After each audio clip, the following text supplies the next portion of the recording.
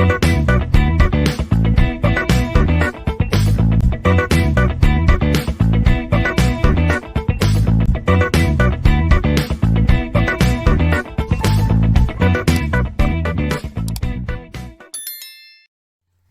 everyone.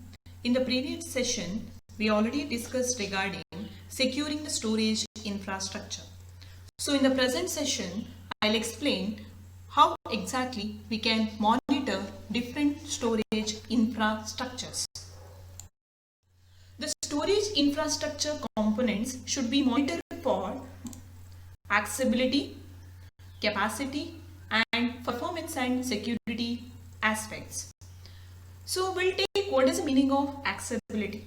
Accessibility refers to the availability of a component to perform its desired operation during a specific time period.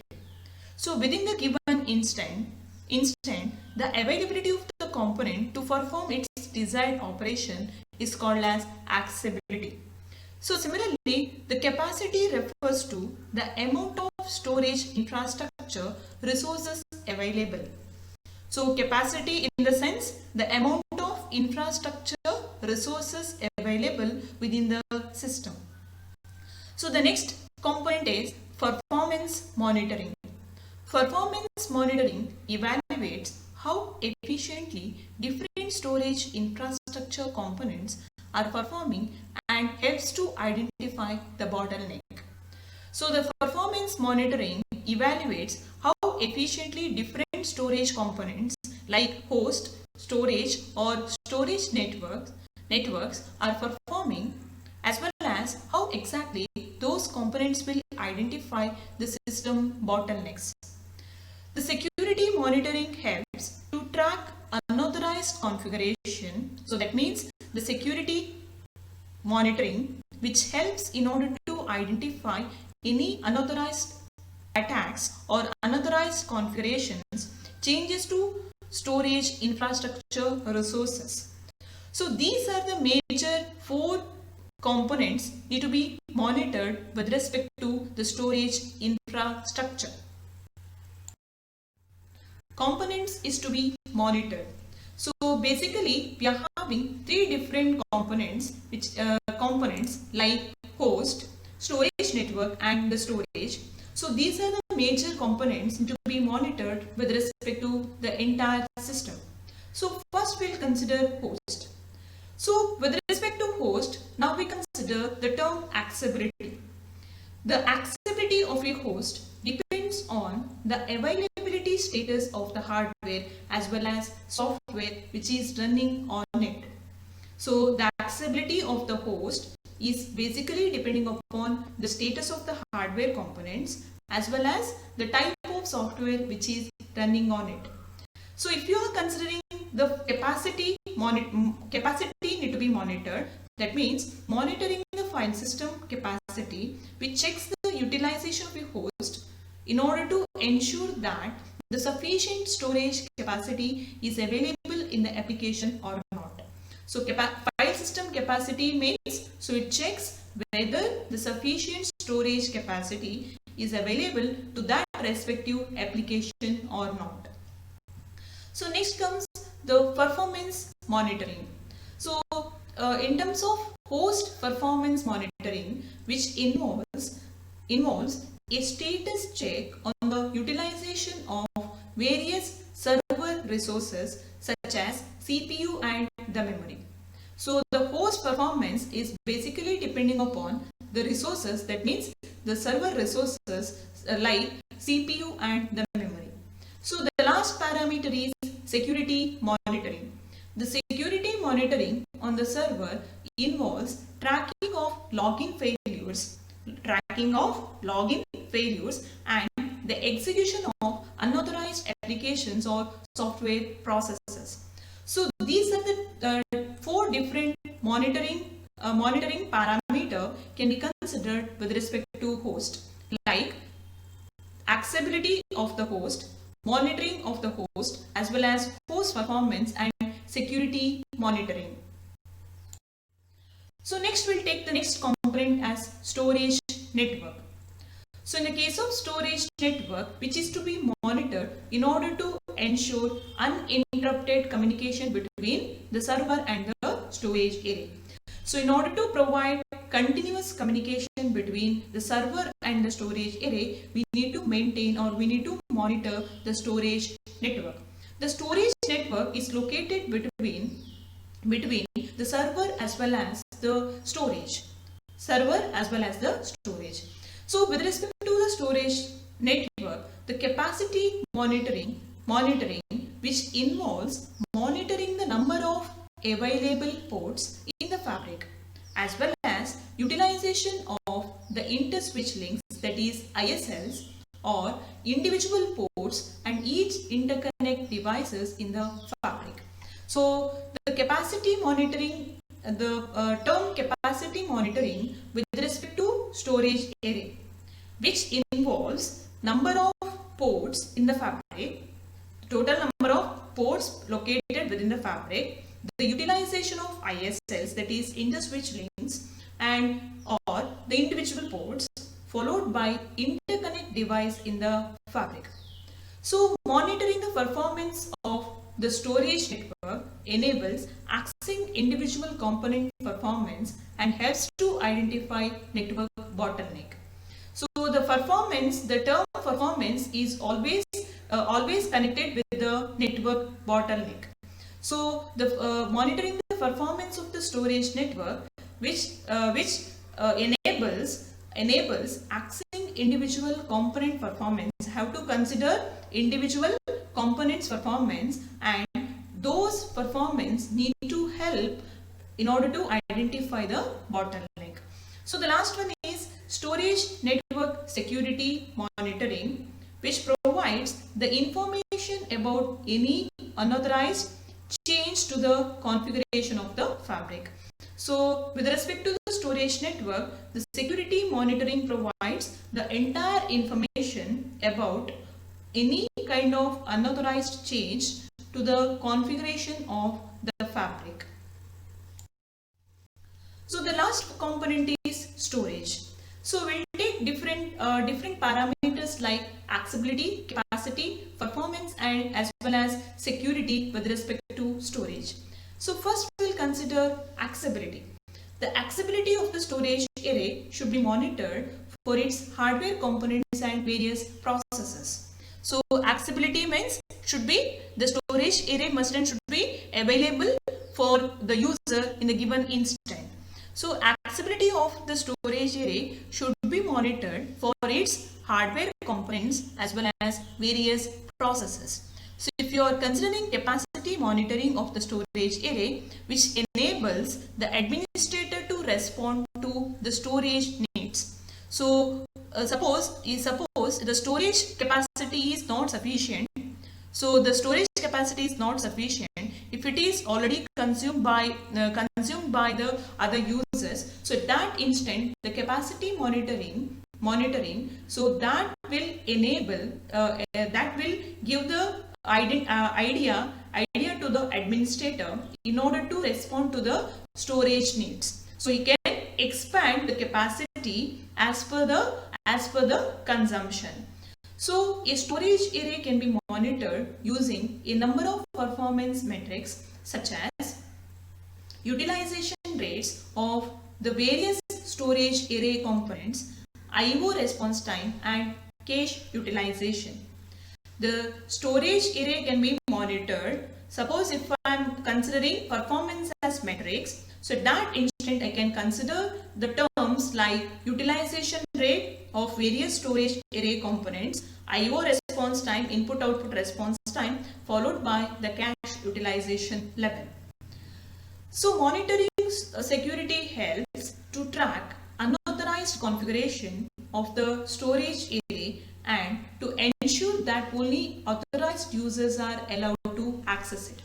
Suppose if I am taking security as a metric, so at that time we can consider, or with respect to the storage, so the monitoring the security which helps to identify the unauthorized unauthorized users are trying to access the storage area, and which also ensures that only authorized users are allowed to access the storage area. So we'll take some examples. The first one is accessibility monitoring example. So here we can take the case or condition as switch failure. Switch failure. All servers configured with two host bus adapters. All the servers are configured with two different host bus adapters, each connected to the storage array through two switches. So I can observe that here we are having two different HBAs, HBA1 and HBA2, and HBA1 of H1 is connected to switch 1 and the other one is connected to switch 2. Similarly, the application server H2, so it is also consisting of two HBAs, HBA1 and HBA2. So one HBA is connected to switch 1, the other one is connected to the switch 2. Similarly, the application server H3 is also having two HBAs, HBA1 and HBA2. One is connected to switch 1, the other one is connected to switch 2.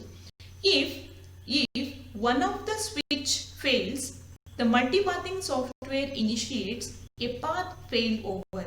Suppose I'll assume that this switch is failed now. So if any one switch is failed, the multipathing software initiates a path failover. So now all the servers like H1, H2 and H3 continuously can access the data through the other switch. Since one more connectivity path is there between the application server and the storage array, so that is through the switch 2. Monitoring accessibility enables to detect switch failure and also helps the administrator to take the corrective actions. So the accessibility monitoring helps an administrator in order to identify the switch failure, in this case switch failure, and also in order to adopt one more path between application server and the storage array. So now this path, suppose if this device is failed, means the application servers cannot access the storage array through switch 1. So that the multipathing software insists in order to access the storage array from the application server, they can use switch 2. So this is the actual accessible path between the application server as well as the storage array. So next we'll take capacity monitoring example. So in the case of capacity monitoring example, we can consider a file system space. Monitoring can be configured to issue a message when thresholds are reached, whenever the threshold is reached on the file system capacity. So here we can observe that without file system monitoring, here the server is keep on sending the files into the file system. So now, but with file system monitoring, the administrator can take the actions to extend the file system before it runs out of capacity. But here already it is 100% full, so we cannot anymore, the server cannot send the files into the file system. But in the case of file system with monitoring, so whenever we are having different levels, warning whenever the file system reaches to 66% full. So after that, whenever the file system reaches to 80% full, so the condition is critical now, so that the administrator can extend the file system. So that means the monitoring can be configured to issue a message to issue a message whenever the file system reaches to 80%. That means some threshold value, so that the administrator can extend the file system before it runs out of capacity. So this is the example for capacity monitoring. So performance monitoring example. So here I can consider array port utilization. Array port utilization. So in this example, we can consider server 1, server 2, server 3 with two different HBAs are connected to switch 1 and switch 2 respectively. So these three servers share the same storage ports. So all the three servers will share the same storage port on the storage array. Suppose a new server running an application with high workload must be deployed or added in order to share the same storage port H1, H2 and H3. So initially we had the servers like H1, H2, H3. All the three servers were sharing the same ports across the storage area. So now we considered one more new server is deployed into the environment, and that same new server is connected to switch 1 and switch 2, and the new server is accessing the storage array via port 1 and port 2. But here we can have the condition that here we are having the condition that the port utilization level of H1 plus H2 plus H3, the port utilization level of H1 plus H2 plus H3 is, if it is close to 100%, then deploying the new server is not recommended. So if it is the port utilization level H1 plus H2 plus H3, if it is near to 100%, then we cannot deploy or we cannot add new server into the system, into the entire environment. So if H1 plus H2 plus H3, that is port utilization level, which is lesser than 100%, so then we can recommend new server which can be added into the environment. So if the port utilization prior to deploying the new server, if it is close to 100%, so then addition of new server is not recommended. So we have to take care regarding the port utilization percentage. If it is near to 100%, so then better not to deploy the new server into the environment. So this is an example for performance monitoring, that is array port utilization. By considering the array port utilization level, we can deploy any new server into the environment. So the next one is security monitoring example. So the security monitoring example, we can consider a single storage array. So here we are having the data WG1 should not be accessible to the WG2. So here we are considering two different work groups, that is work group 1 and work group 2, and both work group 1 and work group 2 are connected to switch 1 and switch 2 respectively. The switch 1 and switch 2 respectively. So but the data work group 1 should not be accessible to work group 2 and vice versa. So that means the data whatever which is located within the storage, that is VG1, so that VG1 is associated with work group 1 and VG2 which is associated with work group 2. But so the data cannot be accessed, that means the data WG1 cannot be accessed to WG2, or the data from WG2 cannot be accessed to WG1. So if the user from WG1 try to make a local replica of data of WG2, a warning message can be sent to prompt a corrective actions. Suppose in some cases, so suppose the WG1 or WG2 are trying to get the replica of other work group. So instant any warning message will be sent to the respective group. That is, suppose attempted replica of WG2 device by WG1 user. So that by that time access will be denied. So part of regular auditing operations can be considered with respect to the security concerns.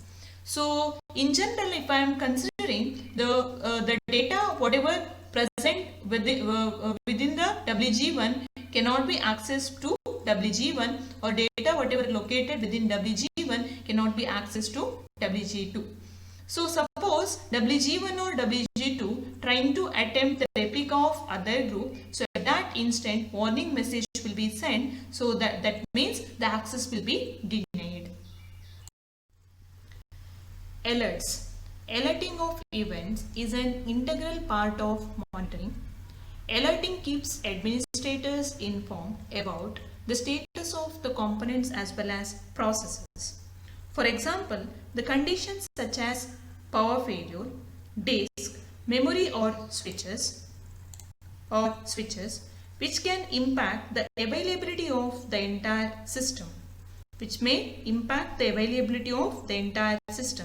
In such instant, so alerting of such events need to be considered. So alert classification can range from the information alerts to fatal alerts. So information alerts provides useful information but does not require any immediate action by the administrator. So information alerts provides useful information but does not provide immediate action by the administrator. The creation of zone or LUNs is an example of an information alert. So similarly, we can consider warning alerts. So these warning alerts requires administrative attention so that the alerted condition is contained and does not affect the accessibility. So for example, if an alert indicates that the number of soft media errors on the disk is approaching a predefined threshold value, the administrator can decide whether disk need to be replaced or not. So the last one is fatal alert. In the case of fatal alerts, which requires immediate actions by the administrator. Because suppose, for example, if the file system is completely full, so or else it reaches to some threshold value. So in such instant, an administrator need to take immediate action. If the disk fails, the administrator must ensure that he need to replace it very quickly. So that is one more example for fatal alert. So continuous monitoring with automated alerting enables administrator to respond to failures quickly and proactively. So suppose if you are monitoring continuously, irrespective of the different components within the system like host, storage or storage network, with the automated alerting messages, which enables the administrator in order to respond the failure very quickly. Alerting provides information that helps the administrator prioritize their response to the events. So if you are considering alerting which provides additional information so that an administrator can take priority based responses to the respective events.